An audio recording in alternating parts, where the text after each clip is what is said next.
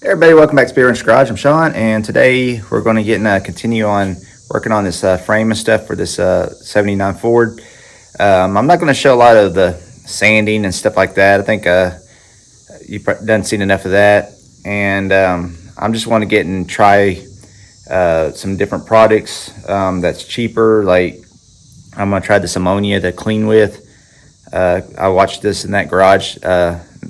And he likes using that to clean the metal with, and it's only $1 at the Dollar General. So I'm gonna try that, and we're gonna be removing the suspension out from underneath this truck on the front, so I can get to a lot more places and do a little bit more cleanup. I'm taking this truck a little bit farther than I ever planned on, so I guess why I got it all open, I might as well do it, and let's just get started on it and see how it goes.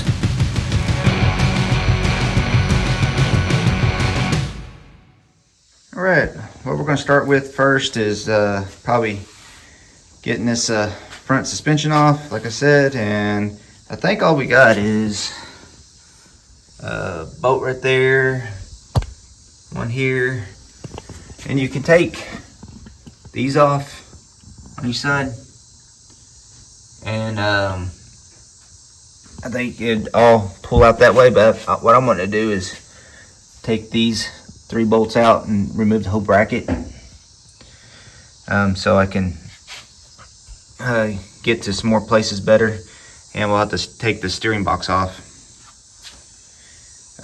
So that's 3, 6, 9, maybe 11 bolts and the shocks, so not really a lot holding this on. Like I said, hopefully we can just roll it out from underneath it and have everything kind of cleared and ready to clean the rest of this stuff up with. And like I said, while I got it all off, I'm going to get and clean up the suspension parts better so I can flip things over and stuff like that. So let's just get started on it. Okay, I think first thing I'm going to do is drop the steering on it, because I already unbolted it the other day when I was taking everything off the front of the truck, off the rag joint. Alright, go ahead and get this truck up on the stands.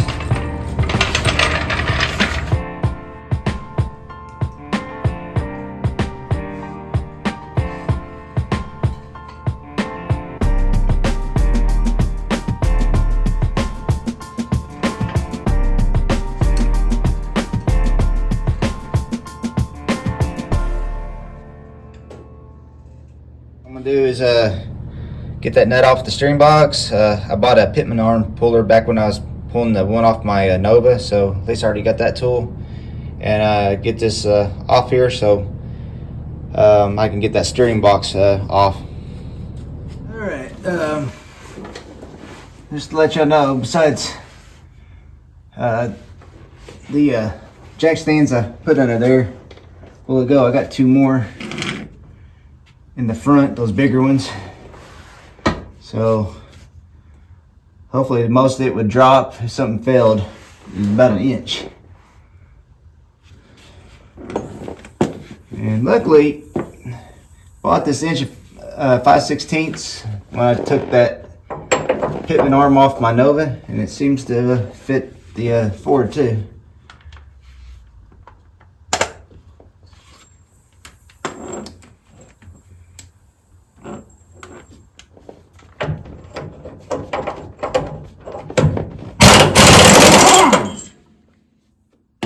Okay, came off pretty easy. Put the Pitman arm puller on there, and whenever y'all use these pullers, put some oil or grease on the threads. It'll make them last.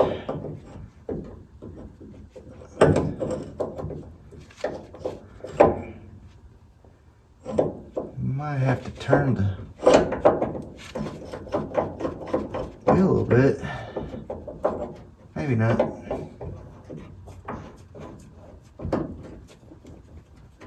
Good. I think it's pretty lined up. Hopefully my impact can get it off there, because it has a little spot for your socket to go in. Well, that's pretty easy.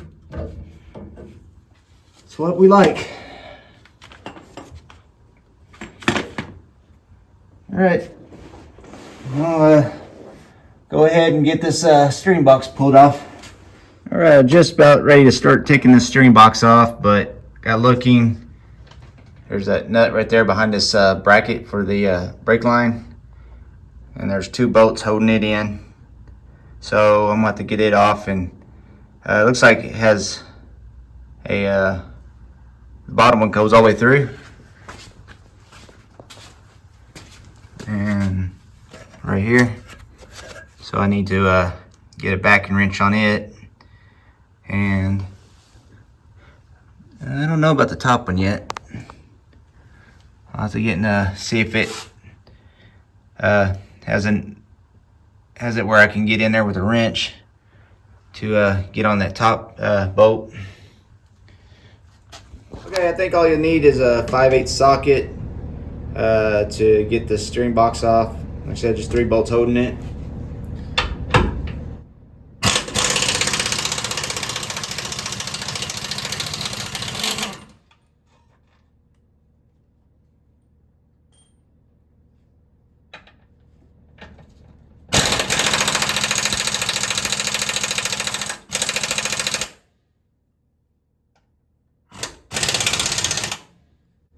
I might have to get a breaker bar on that bottom one.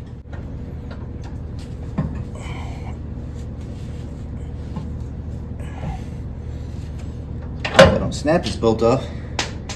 They're pretty good.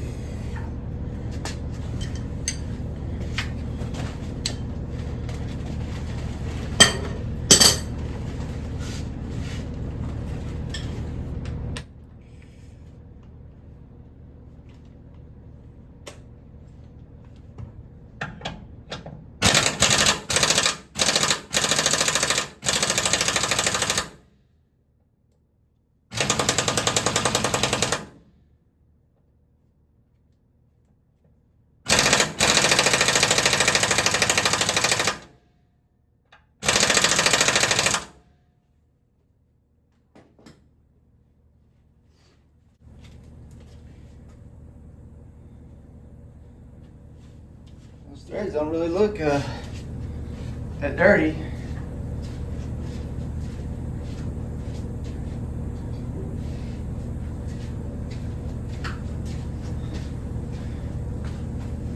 I wire wheeled them real good. A little bit of PB on it.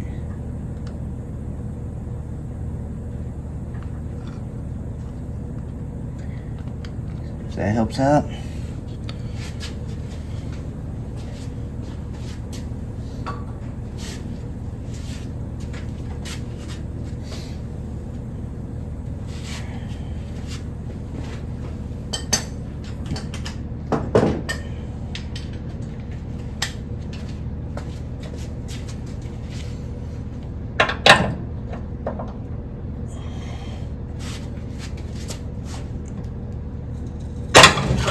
Yep, it broke.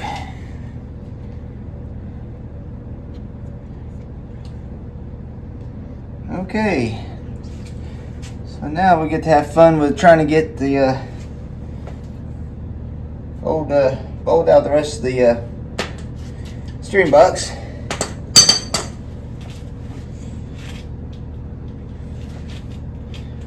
Go ahead and take this last one out. It was actually coming out, so just looking what I can see on this side, there's a lot of rust in there, and I wouldn't doubt if a lot of this has to do with that old leaking brake master cylinder.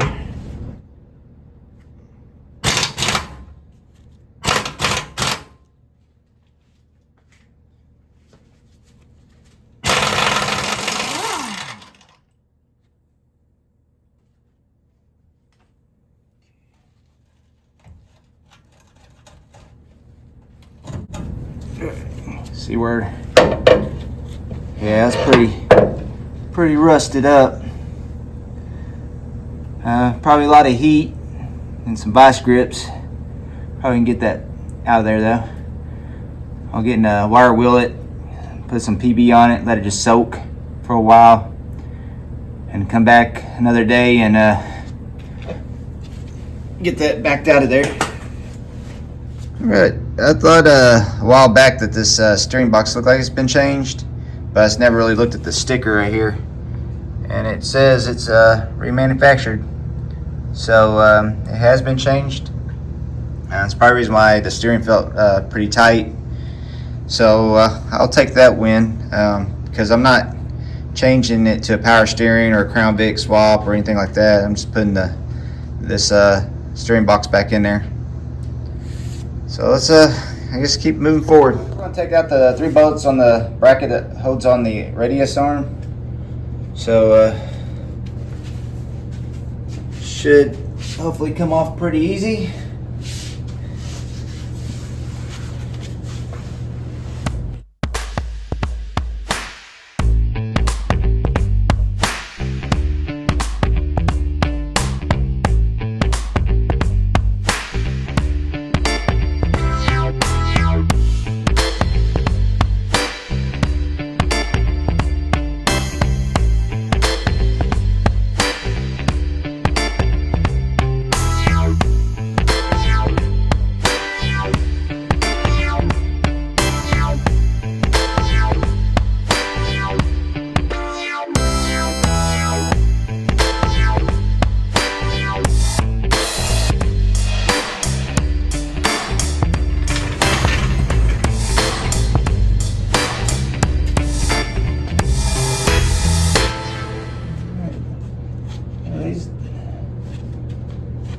Bushings don't look that bad on this side.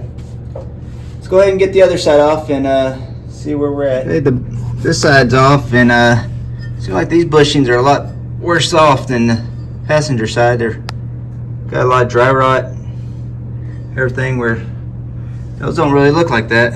So probably need to put new ones on there while I got everything off anyway. Okay, I think the only thing we need to do is take those nuts off the shocks and pull those 2 bolts out of the I-beam suspension part, and I think this will be ready to roll out. Alright, this is where I'm glad they made these ratcheting wrenches like this.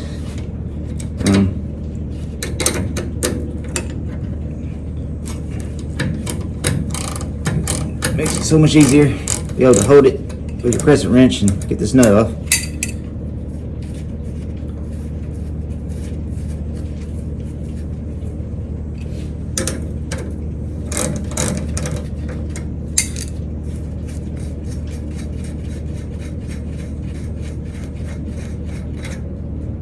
Okay, get the driver's side, and like I said, I think it's going to be down to 2 bolts on the I-beam suspension, and pulling this little clip off the brake hose.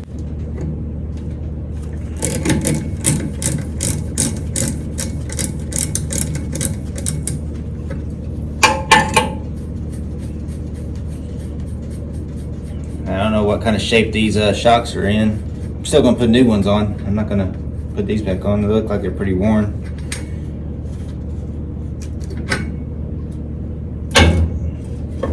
Oh yeah, I don't feel like they have any compression left in them.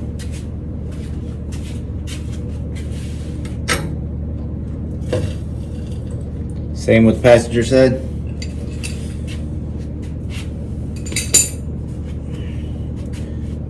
Alright, I think I just got 2 bolts left.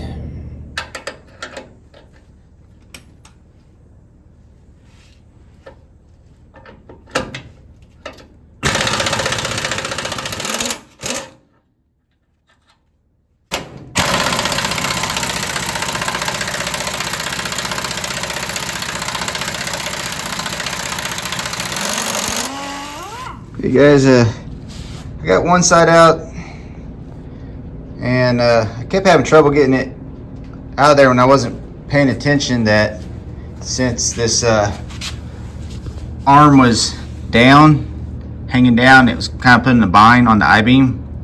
So what I'm going to do is go get my other jack stand and lift up that radius arm over there on the driver's side, and that seems to be just enough to get it out of that bind, and it pops right out.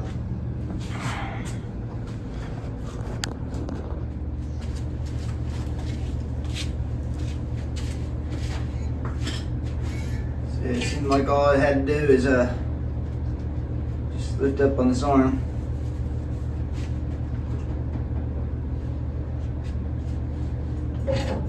Like so. And get my jack stand under it. Get that I-beam out of the bind. Should have thought about this earlier, but like I said, it's the first time ever taking one of these off. Yep, it just fell off by itself.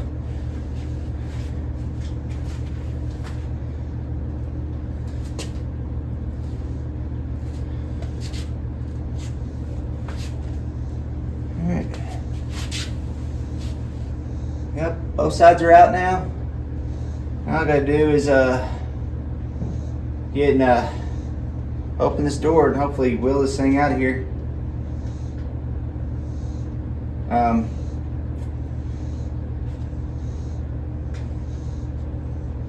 Trying to see if there's anything that's gonna kind of catch once I get start trying to wheel it forward. I think once I drop these radius arms down, I think everything else will be able to clear. It's the kind of the springs I'm kind of worried about.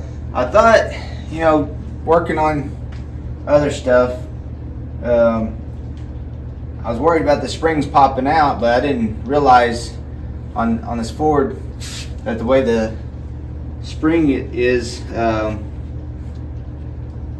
on this I-beam right here, it's pretty much like locked in. Like you'd almost have to pull that bolt nut out to get the spring off. And I didn't realize that, but I'd rather be cautious and ignorant about it than just being not cautious and start just unbolting stuff and the spring does fly out and hit you in the face. Alright, move some stuff out of my way and we'll see if we can get this thing to wheel forward.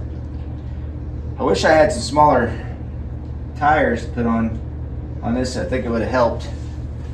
These aftermarket wheels and tires are pretty tall.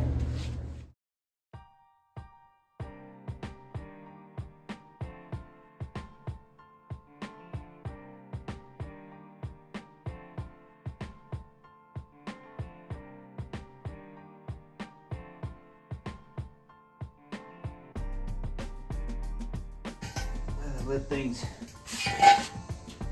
move free enough where I can get this out of here.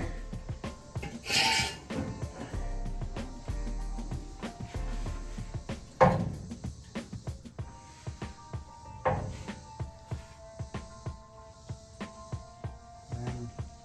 still worried about these springs causing an issue.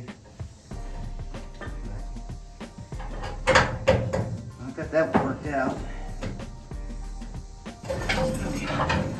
There we go. I think the only trouble is trying to get this out with it squirming everywhere.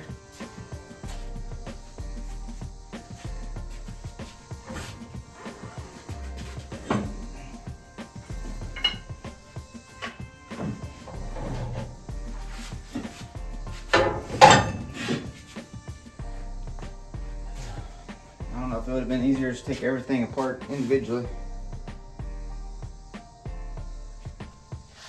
Let me rig something up where I can maybe keep these I-beams together. Okay, I got it ratchet strapped together on those I-beams. Kind of keep them together. Let's see if I can kind of work this out.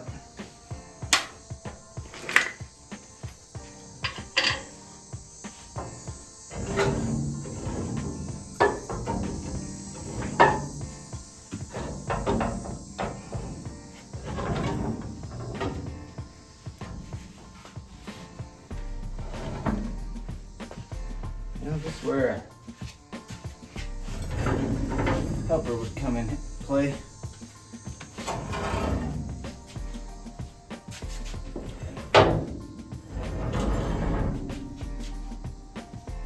So get this out in front of the truck. Should be able to pick up on these radius arms and wheel it on out.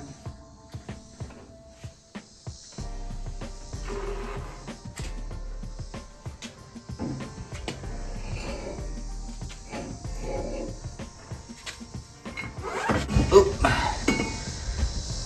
a little bit too much.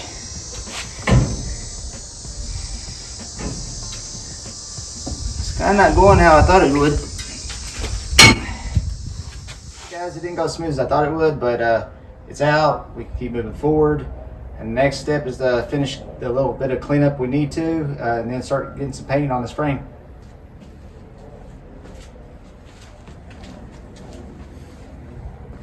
Alright guys, I was just going to do a little update. I spent all day yesterday cleaning this section from basically the firewall to where the bumper mounts, and I still find a little bit of dirt and grease in places. Probably my last wipe down, I'll use a Scotch-Brite and some cleaner and make sure everything is good and scrubbed down. Like I said, I'm gonna try using that ammonia to save on my prep all. I will still use prep all probably, and spray it last, but I won't be going through it because that stuff's like $45 for a gallon of it. So I'd rather use this dollar store stuff for $1. They do most of the cleaning. And like I said, at the last I'll just use the prep all just for reinsurance. So I'll cut you back on when I'm getting closer to painting, or if I find something interesting. Okay, I said I was going to use that Bondo glass, which I bought it to go over the weld where I welded in the floor pan. But I bought this 415 patch a while back, and I kind of forgot about it, and I think I'm gonna put it over it. It's sandable, but it is very hard to sand, so you don't want to get really crazy with it. So I'm just going to put it right where I need it, probably smear it on my finger, and then sand it off once it's dry. Guys, I got it smooth on there. It just, like I said, I just used my finger, spread it on there real thin. My welds were pretty flat. Probably could have done without doing this, but I figured it'd just be a lot better. One of those better be safe than sorry things. And like I said, this 415 patch is sandable, so I'll just probably run over it with some 120 after it's dry before I get start top coating it. All right, it's another day. It's been actually a few days since I turned this camera on, but I've been doing a lot of work on this chassis. It's looking pretty good, pretty clean.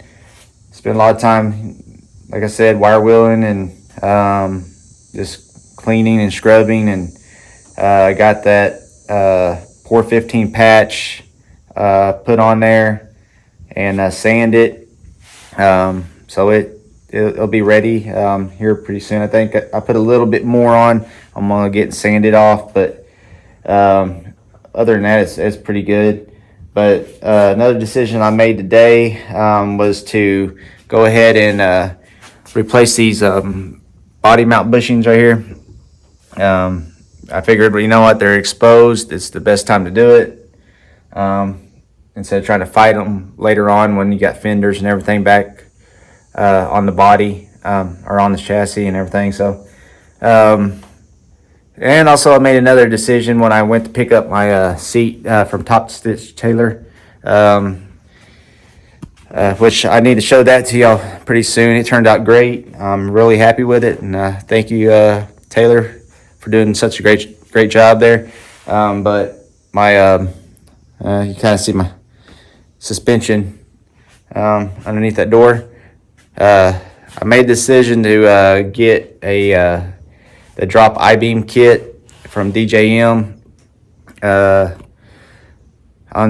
I didn't even know I was going to end up doing that, but I got talking to Taylor about my truck when I was there, and I told him it was lowered with the 4.3 kit. And what I didn't know, because I've never worked on a twin I-beam suspension, is that the way the guy that had this truck did it was kind of the wrong way. He bought the kit for the back, which I don't know what brand it is. I doubt it's DJM, but he just cut about, I guess, one coil out of those springs to lower the front, and plus those shocks were completely shot. I mean, they had no rebound left them at all. So those have to be all changed. I think the ones on the back, he changed the back shocks, but not the front. But like I said, what I didn't know when you do it that way is it really messes your camber up and wear your tires out real quick. So looks like I'm going to be ordering those drop I-beams, so everything will be correct. I don't know how long it'll take me to get those in, but I really didn't want this to stay like this for a while. I really wanted to get back into a roller so I could get the truck turned around and rip the bed off and get started on the back side of this chassis. But you know, things change. You just have to get and go with it sometimes. So I'm gonna go ahead and set y'all up and start getting this bushing undone. What I'm gonna do is take this front mount off, and what you gotta do is take this access door that's right here off, but I already had mine off from stripping this paint off here. And you should be able to get access to that mounting bolt right there. I done wire wheeled the threads and put some lube on them, so hopefully it backs out easy. And I'm hoping it comes off easy too, because if you remember, these core sport mounts, one of them was stuck and I ended up having to cut it off.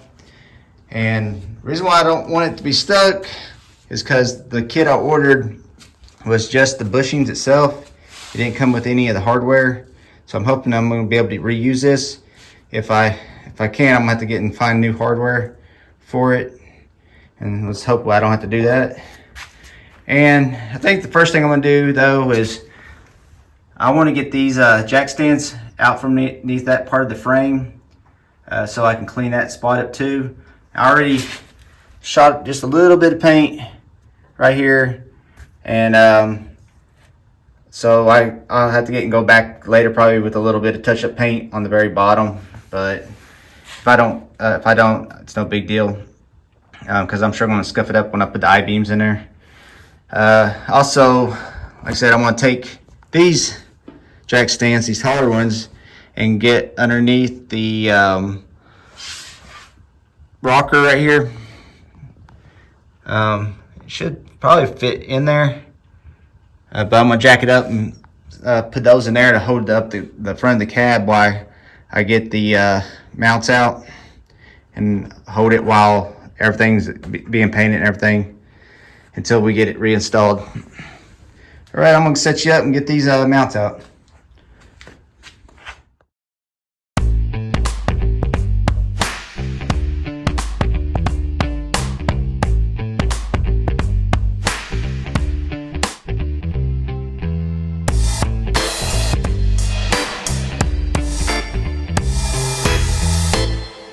I got the bolt out. Really doesn't look that bad. I mean, a little bit of rust on it. The washer ain't all pitted up. And the cab floor mount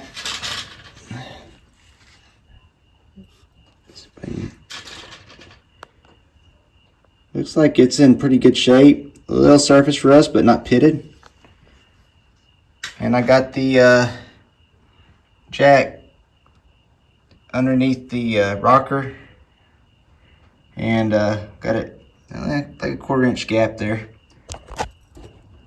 Feels like the other washer, but I already tried kind of getting that off there, and it's stuck pretty good. So I'm going to have to put y'all down for a while and work on this, see if I can get it broke free. As you can see, it didn't go too well. I had to cut it off with the saw. Just too rusted in there. It's pretty pitted. But the good thing is the actual cab mount itself and everything is not that bad. Just a little bit of pitting, but it's not rotted. I've seen these where the mount itself was completely gone. So I'm glad this mounting bracket is in good shape. Okay, let's get to the other side.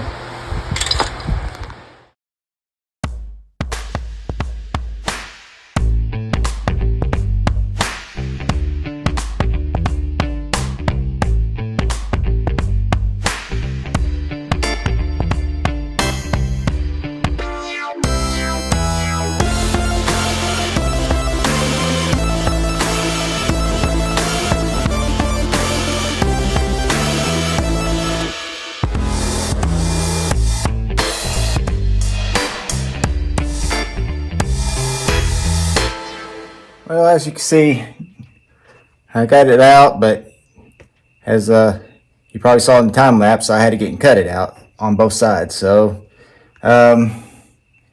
this one is in good shape too, as far as the metal. I don't really feel, actually this one has less pitting even than what the passenger side had. So that's really good. So I'll just get this cleaned up. And like I said, I'm going to have to get and figure out as far as getting new hardware, if I can find washers big enough, or I'll probably have to get them break down and order some, because I know I've seen them where you can order them separate, but they're kind of expensive for some washers and bolts, stuff like that. I think some of the aftermarket kits that do come with hardware, it looks like to me like they're just regular bolts and washers. So I might kind of look at those and see what kind of hardware they're using. I might go that route. So I'll just have to see. I'm going to get this cleaned up, and I'll see you tomorrow.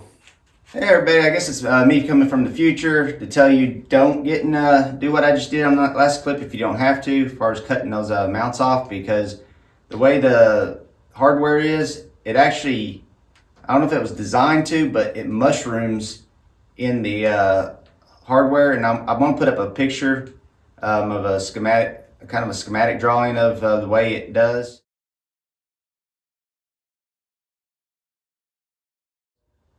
So I'm going to show you a different way, and it's not something that I came up with. I finally got kind of researching hardware. I came across a video that is pretty handy, and I ended up making my own puller for it. So I'm going to show you that right now. Okay guys, this is kind of what I came up with right here, kind of copying what I saw in another video. I'll bring you a little bit closer so you can see what I'm talking about. Hey guys, kind of show you what I got here is, yesterday I went to the salvage yard and got a couple more cab mount hardware, and I've kind of noticed that on my truck the passenger side was all crusty and everything like this. I mean, it almost looked identical. Actually, it was a little bit worse all the way around, but this one's kind of a little bit better right here. But both of the drivers, the one I pulled off, all this was in great shape. So I'm guessing maybe it's from the radiator core or something like that. Somehow drips down in there and makes it rust out worse on that side, because it's kind of weird that, anyway, how this puller is going to work and why I made it is because the instructions for the cab mount said you can take your bolt and turn it around so you protect your threads, and you can take a punch and beat this out. But you know the front cab mount is housed, so it's going to be hard to get a punch in there and swing a hammer without damaging your firewall. So this is where this kind of comes in play. I made this part right here. I was hoping this would be big enough to actually it was too big, but be the right size to be able to use just this piece. And this is just a coupling off of a pipe, one of those thread protectors that comes on pipe. And it was too big, so I got this other pipe and I welded onto it and had to do some sanding and everything in there to make sure this got fit good. But you want it where it can be able to get the hardware and the rubber mount in it, as you can see right there. So it'd be slid up in there like that. This part would be on the bottom of the mount brace. And then just taking this piece right here, you'll just thread it in, and you'll start just tightening down, and takes a little bit, but all of a sudden it'll release. And this will get pulled through this piece right here, like that. But I thought I'd just show you that and hopefully save somebody else from cutting their hardware, because it's not cheap.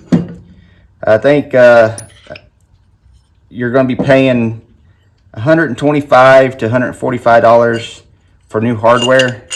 If you're wanting to do new hardware and you don't want to get and try saving your old stuff, then that's fine. I thought I'd just show you how to do it if you're wanting to save your old hardware because you're kind of more on a budget minded way of doing things, and try to reuse it. But like I said, I hope that your passenger side's in good shape. But if you end up having to go to a scrapyard to try finding one off of a truck, I would start with trying to get one off the driver's side before I would the passenger side. That'll just save you some time. And so I'll get on back to the video. Everybody done got out here early this morning and cleaned the bottom of the cab and the chassis and stuff real good. I first used ammonia, then went over it with prep all. I did get a little bit more dirt off with the prep all, so I definitely keep using that, especially when you're going to be painting in areas that has a lot of grease and oil and stuff like that. I also went over it with the rust reformer underneath the cab and the chassis. I just didn't film it because it's hard to get even paint under there, much less trying to film it. So I'm gonna put y'all up on a time lapse, and I'm gonna finish spraying the rust reformer on there. And then we gotta wait 24 hours before we can top coat it. I'm gonna get and put a rusty metal primer on top of it from Rust-Oleum. Then I'm gonna get and put the Rust-Oleum satin black. But I'm gonna get shoot out of my gun and use a hardener and stuff to make it more durable. So like I said, let me get you set up on the time lapse, and I'll get the spraying.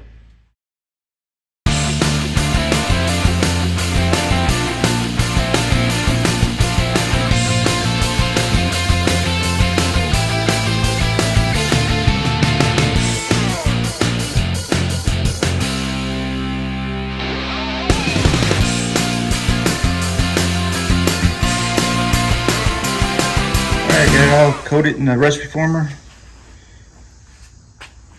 Turned out pretty good. It's kind of like a preview of what it's going to look like when it's done. Now, from where you see the black stop and you see the green, that's going to be blue like the rest of the truck. But I'll see you back here tomorrow and start the next coat. Everybody, what I'm doing this morning, I'm getting it ready for the primer coat. I'm just using some gray Scotch-Brite and, just lightly scuffing it down. That's getting all the loose overspray off.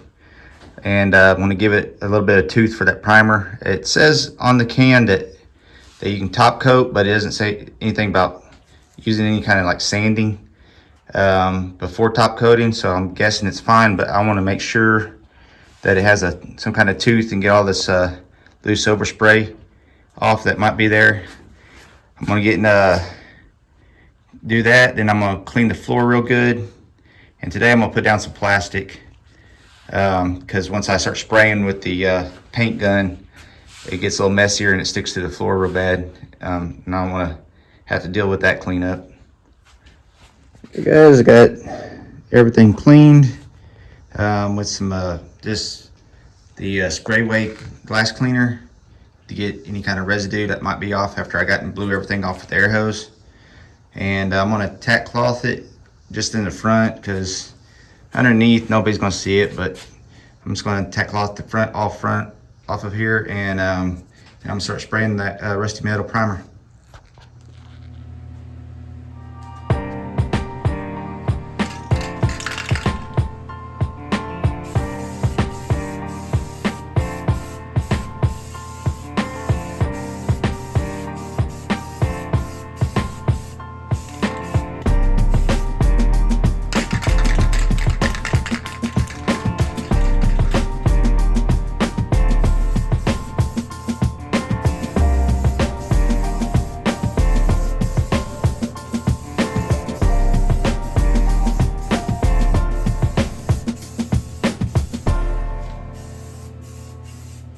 Guys, I got it all in the red oxide primer. Good thing about this being a different color, once I go top coating it, I know exactly if I missed a spot or not.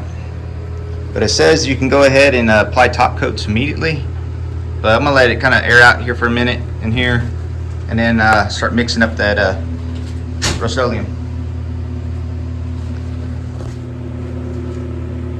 Hey guys, I think what I'm gonna do is a 5, 2, and a third, 5 parts paint, 2 parts of acetone, and a third of this Krylon hardener that I got from Tractor Supply. So like I said, you just go up to 5 with your paint, 2 with your acetone, and a third of the hardener.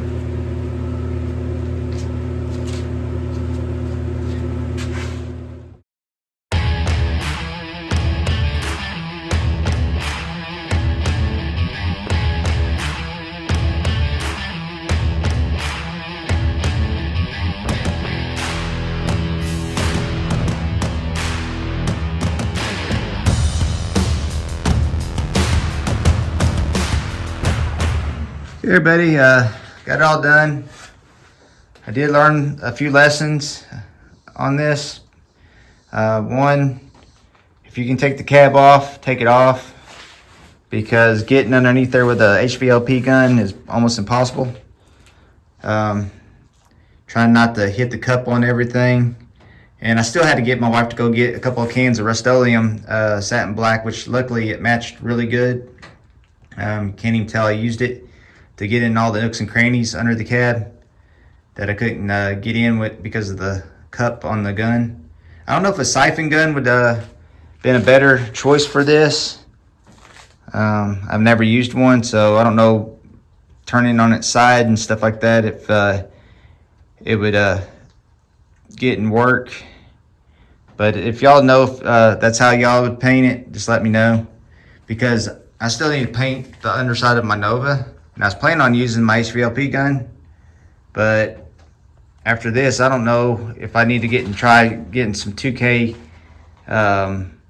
products, rattle can products, and do it that way. I was going to put it up on ramps. I got this set and I got another set. I was going to get all 4 tires up higher, so I could get underneath there real good, but I don't know if that will be high enough. But luckily with the Nova, if I do it that way, it doesn't have a frame since it's just a unibody car. But I'm gonna go ahead and get everything kind of cleaned up. I don't know if you can hear my feet are sticking to the floor. Kind of made a mess outside the plastic, and try to get this all cleaned up, and I'll catch back with y'all later.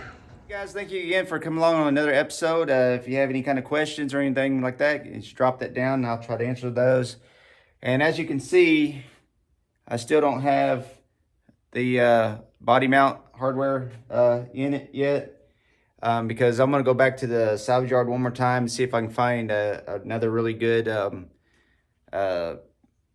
bushing hardware, because they had two more 78, 79 F100s out there that I'm going to try to get the driver's side hardware off and see if it's any better. If it's like the last two on the driver's side, it should be, like I was talking about earlier in the video. And plus my bushing kit right here, the Prothane bushing kit that I ordered, came a couple of days later than it said it would. I kind of expected that. It seems like that's how it's going nowadays with this project. Everything I want or need for it ends up being back ordered or delayed or something. I don't know. But anyway, thank you again for watching, and I'll see you on the next one.